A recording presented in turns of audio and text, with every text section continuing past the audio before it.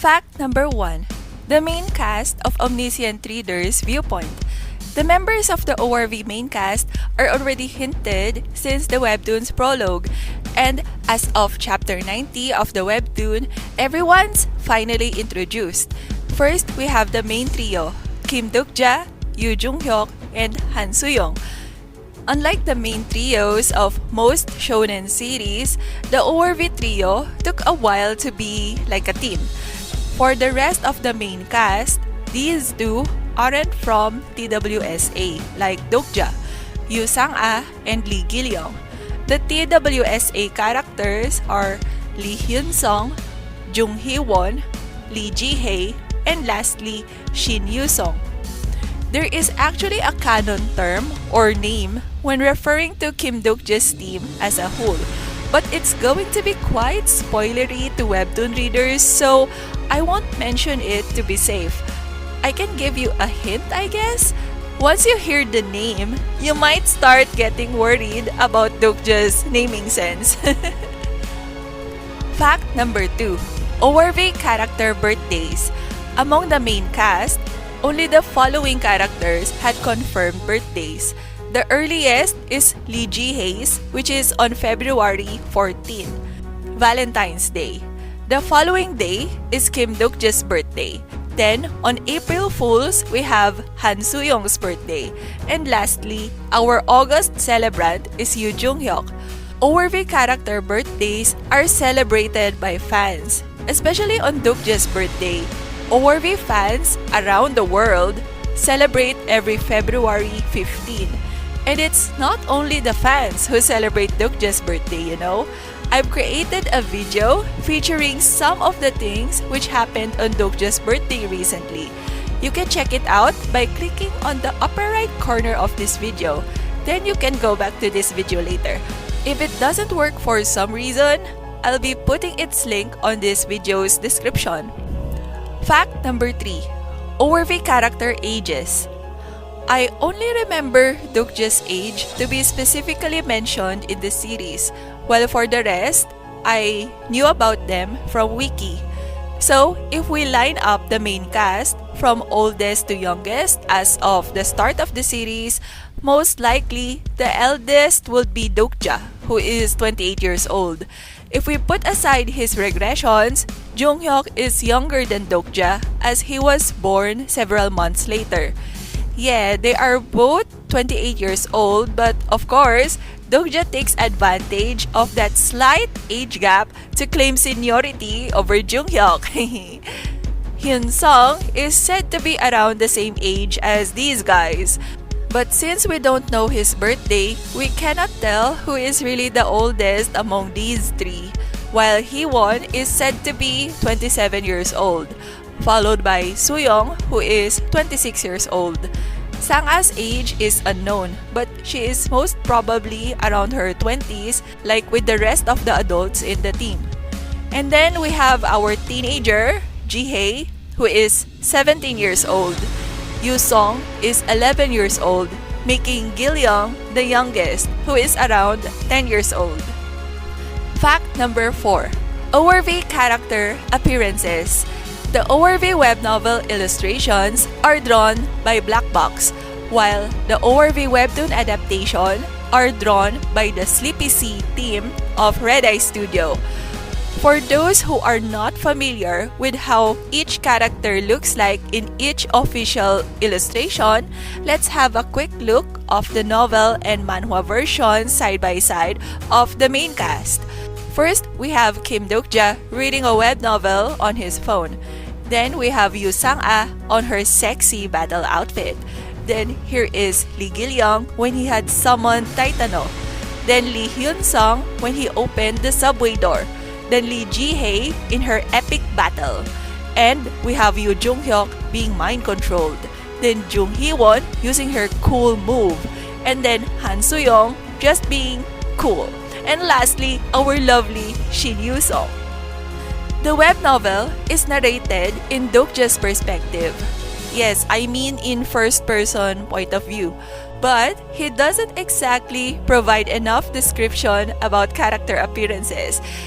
Fact number 5. life of the ORV characters before TWSA became reality. Before the events in ORV happened, Dokja was a contractual worker in Microsoft. And if I'm not mistaken, it's a gaming company. So, as part of the QA or quality assurance team, Dokja's job is to find inconsistencies and bugs in a software or game. Sangah worked for the same company, but although she and Dokja were hired at the same time, they had been assigned in different departments. On her case, she is part of the HR or Human Resource Department, while Junghyok was a popular professional gamer. Dokja pretended to be his fan to have an excuse about knowing about the protagonist on their first meeting.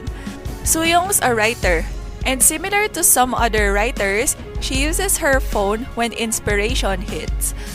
Hyunsung was an army lieutenant, while Heewon was a bartender. Jihye was, of course, a high school student, while the two kids, I guess we can assume, were elementary school students. On the special edition of the Omniscient Reader Volume 3 Manhwa, there are ID photos of what the characters look like before the first scenario started. There are more goodies in that edition, so you might want to check out my unboxing video to see more. It should show up as a card on the upper right corner of this video, but I will also share the link in the description section below. Fact number 6. Cinema Dungeon movie poster references. The Cinema Dungeon arc is a lot of fun to movie lovers since there are lots of movie references in it. Let's start with the posters they went into. The first one is based on Jurassic Park, which is about a park filled with dinosaurs. There's no way ORV wouldn't feature the classic T-Rex. Amusingly, in ORV, the movie title was changed to Jurassic Park. The next movie they went into is based on Titanic. There appears to be some roleplay since Heewon is wearing a dress similar to what the female lead of Titanic did, while Gilyeong's confirmed to be playing as the male lead, which made Jihye relieved. Well, they are not exactly playing their roles since they didn't need to follow the movie story. Speaking of the story, Gilyeong had summed it up pretty well with just a few words. The last one they entered was the Battle of Myeongyang. In English, it's called as the Admiral Roaring Current. Dokja was pissed that the Cinema Dungeon boss was expecting them to complete the movie without the main character, who is the Admiral. But luckily, they have Jihye around, and you already know the rest. By the way, before the last one, they actually entered a thriller film. That's where Dokja got this item. There is more to tell about the movie references in the Cinema Dungeon, but I will be compiling them in another video, I guess, or else this video will become too long. Fact number 7. Yoo Sangah's novel references. Remember this conversation between Dokja and Sangah in the subway? Sangah tried to ask Dokja who his favorite author is, and she had mentioned hers. Particularly, they are Haruki Murakami and Raymond Carver. Haruki is a very popular contemporary Japanese novelist, short story writer, and translator, while Raymond was a well-known American short story writer and poet. Interestingly, there's actually a connection between the two. Apparently, Murakami sensei handled the Japanese translation of Raymond's works. They've met only once, but they've become really good friends. Their friendship somewhat makes me think of Dokja and Sangah's relationship. They have minimal interactions, but she finds inspiration from him.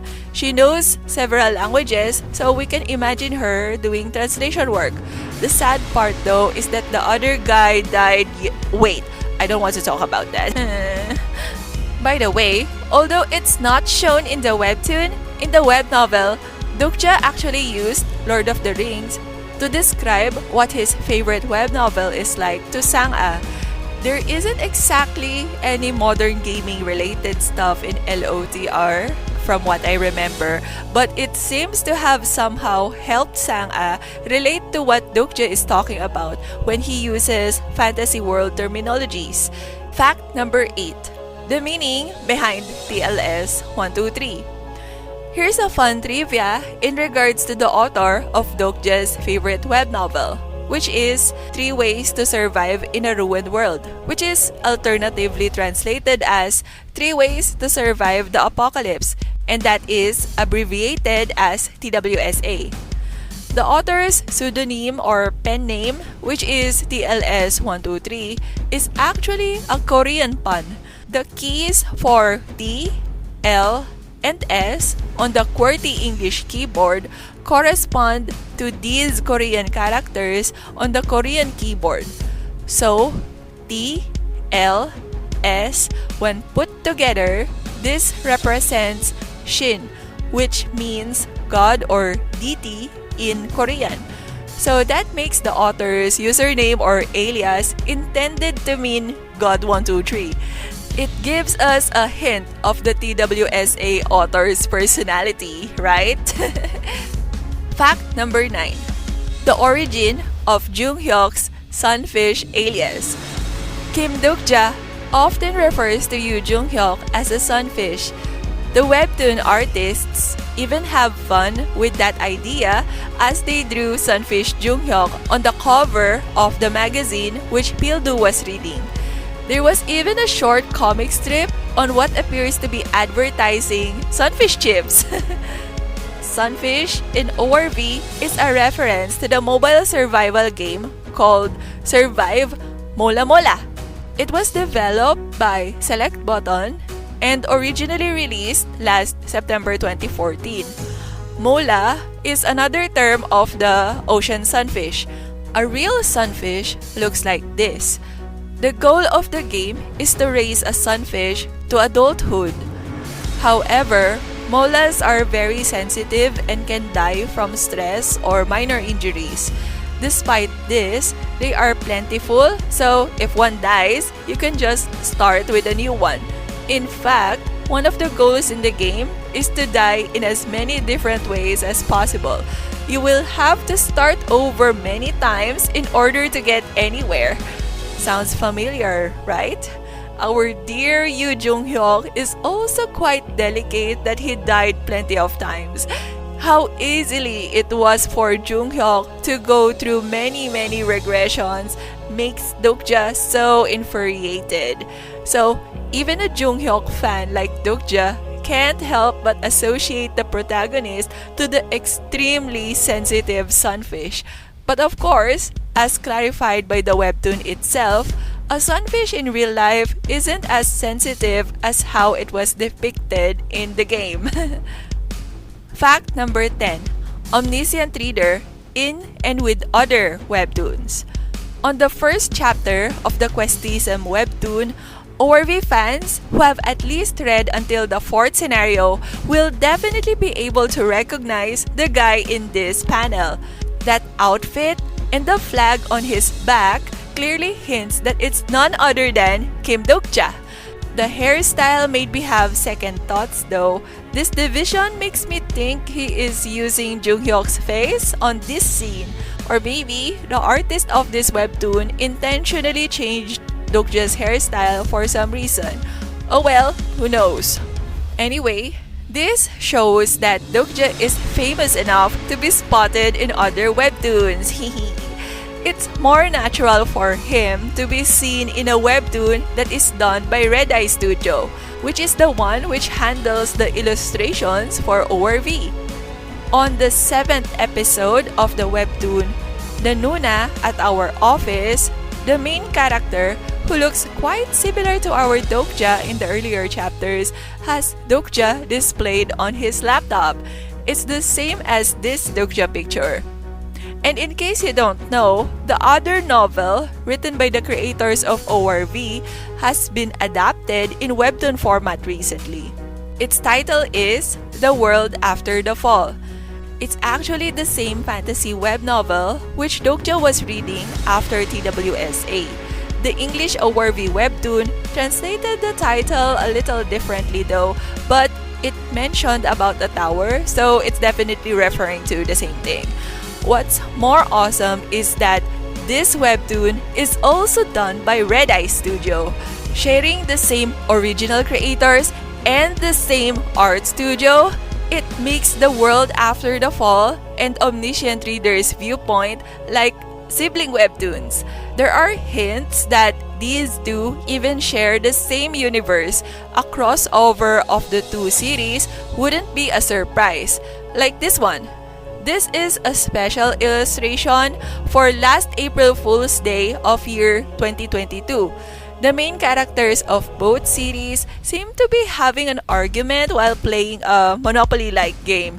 Not sure if I managed to type all the Hangul correctly, but this is the translation I managed to get using Google Translate. Anyway, look at the game pieces around them. This one on Dokja's side makes me giggle. I know you recognize him too. Of course, on the webtoons themselves, although it's a little tough to spot, they actually make references of each other. For ORV, aside from the one I mentioned earlier, do you remember this scene from chapter 90? Dokja was telling Sangah about a novel protagonist who only does piercing or stabbing attacks. And he's talking about none other than Hyuwon from The World After the Fall. Then, on the other webtoon, on its 6th chapter, Kim Dokja made an appearance! And it's even in sync with what's happening in present time in the real world since he's wearing a face mask, like the other passengers in the subway. So, this is set during the pandemic. ORV fans will still recognize him even if his face is hidden like that, of course. He's even wearing the same clothes which he wore on the first episode. It's the same red bag on his lap even. Or wait, maybe this is not a cameo, but actually canon? Oh dear ORV novel readers, please try to refrain from telling spoilery theories, okay? Alright, I hope I had somehow helped you learn something new about ORV. The compiled facts are from research and are from various sources, like from the generous fans in social media. Of course, there are plenty of fans who are way more knowledgeable than me when it comes to ORV-related information, and that could be you. If ever I missed or misinterpreted something, I'm open to positive criticism. And if you know of other ORV facts or trivia that you think would be great to share to fellow fans, that isn't too spoilery for webtoon readers, please feel free to share that in the comments in this video. They may be considered in future parts. Even if I've already thought of it, I'll still give you a shout out if it gets included in the next installment of this ORV Facts series. Anyway, there are many other ORV trivia to share. So for more videos like this, I would also appreciate likes, shares, and subscriptions. Thanks for watching. See you in the next video. Take care!